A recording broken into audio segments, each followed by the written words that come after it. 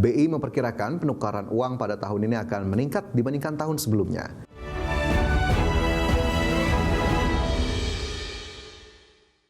Deputi Gubernur Bank Indonesia Ricky Perdana Gozali mengungkapkan, Bank Indonesia saat ini telah menyiapkan uang rupiah dalam stok jumlah yang memadai untuk mendukung aktivitas ekonomi yang akan terjadi pada periode Ramadan dan Idul Fitri.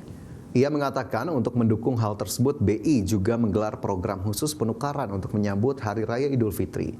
BI memperkirakan penukaran uang pada tahun ini akan meningkat dibandingkan tahun sebelumnya. BI juga akan memperluas jangkauan penukaran terutama di daerah-daerah 3T. Hal itu dilakukan agar masyarakat dapat menjalankan ibadah dan merayakan Hari Raya dengan lancar. Bank Indonesia telah menyiapkan uang rupiah dalam stok jumlah yang memadai untuk memenuhi kegiatan ekonomi yang terjadi nanti di Ramadan dan Idul Fitri. Terus khusus untuk bulan Ramadan dan Idul Fitri, untuk memenuhi kebutuhan penukaran uang kecil biasanya dilakukan oleh masyarakat, Bank Indonesia melaksanakan suatu event kegiatan yang kami sebut dengan Serambi. Serambi ini adalah semarak rupiah Ramadan dan berkah Idul Fitri.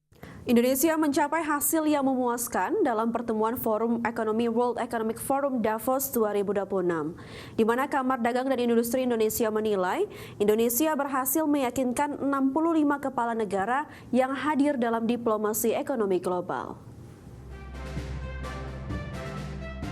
Sejumlah komitmen kesepakatan berhasil dicapai Indonesia dalam World Economic Forum Davos Swiss 2026. Forum Ekonomi Dunia yang dihadiri 65 kepala negara dan 1.000 pengusaha top dunia mendukung Indonesia dalam diplomasi ekonomi global. Ketua Umum Kadin Indonesia Nindya Bakri menilai diplomasi ekonomi global yang dibalut dalam konsep Prabowonomik mendapat apresiasi komunitas dunia dari kalangan pengusaha, pemerintahan serta akademisi. Hal ini membuat perekonomian Indonesia semakin diperhitungkan di kancah internasional. Sementara itu, diplomasi ekonomi global yang sesuai dengan konsep Indonesia Incorporated antara pemerintah dan dunia usaha sebagai bagian dari penguatan kerjasama strategis yang dapat mendorong transformasi ekonomi nasional. Kedepan, Kadin berharap Indonesia tidak hanya menjadi pasar, tetapi tampil sebagai pemain aktif dan mitra strategis dalam industri masa depan untuk memperkuat daya saing, ketahanan ekonomi, serta posisi Indonesia di kancah perekonomian global. Dari Jakarta, Tim Liputan, IDX Channel. Pemirsa, Menteri Luar Negeri Sugiono menegaskan sikap Indonesia yang tetap berpegang pada prinsip non-blok dalam menyikapi dinamika geopolitik global, termasuk rencana Amerika Serikat yang ingin mengakuisisi Greenland dari Denmark. Sugiono menyampaikan Indonesia secara konsisten mengedepankan prinsip perdamaian dan stabilitas global. Menurutnya, kedua hal tersebut merupakan prasyarat utama bagi terciptanya kemakmuran dunia dan kesejahteraan masyarakat internasional. Sejalan dengan pernyataan Presiden Prabowo Subianto, Menlu Sugiono menegaskan tanpa stabilitas dan perdamaian, sulit bagi dunia untuk mencapai kondisi yang makmur dan berkeadilan. Oleh karena itu, Indonesia akan terus mendorong terciptanya perdamaian serta stabilitas internasional melalui diplomasi dan kerjasama global. Intinya kita ada dalam posisi non-aligned. Kita sadar bahwa dunia sekarang sangat dinamis situasinya. Namun kita juga harus ingat bahwa ada kepentingan nasional yang harus kita jaga. Oleh karena itu kita selalu berpandangan bahwa apapun yang kita lakukan kita harus berpijak pada kepentingan nasional kita. Kita mengharapkan perdamaian, kita mengharapkan stabilitas. Pemerintahan menargetkan setoran dari pungutan pajak konsumsi sebesar 995,2 triliun rupiah di tahun 2026. Ya, target tersebut pemirsa naik 8,4% dari yang ditargetkan pada Undang-Undang APBN 2025 yang mencapai 900,79 triliun rupiah. Pemerintah menargetkan setoran dari pungutan pajak konsumsi sebesar 995,2 triliun rupiah di tahun ini.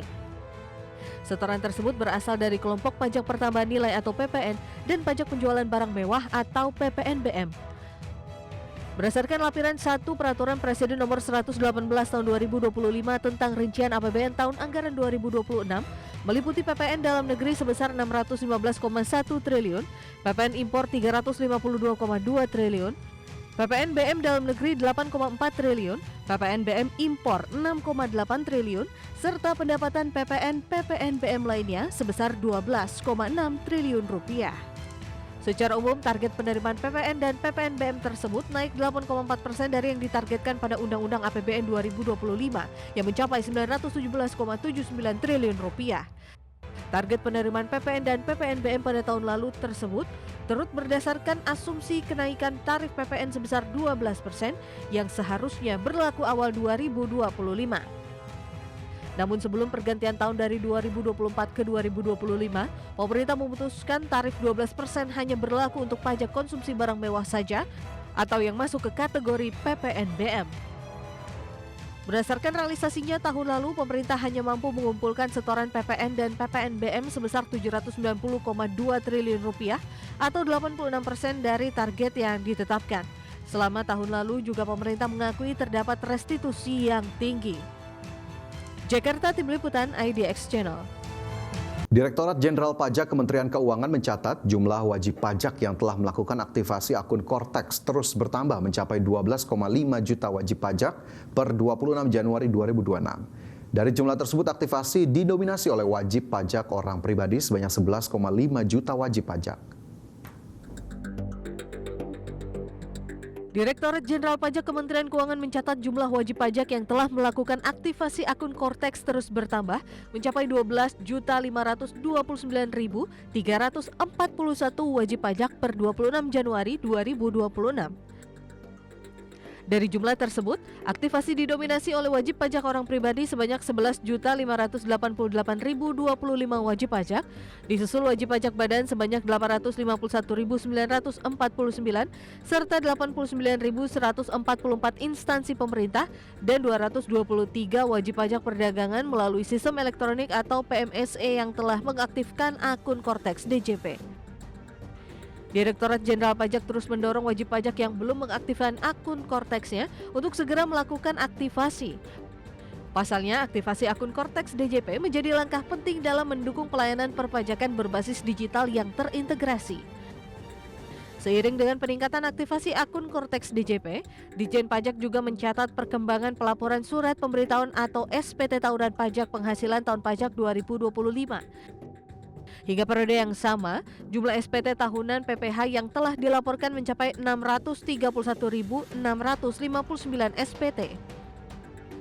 Yang didominasi oleh wajib pajak orang pribadi karyawan sebanyak 532.668 SPT, diikuti orang pribadi non-karyawan sebanyak 70.088 SPT, sementara itu pelaporan dari wajib pajak badan tercatat 28.737 SPT dengan pembukuan rupiah dan 47 SPT dengan pembukuan dolar Amerika Serikat.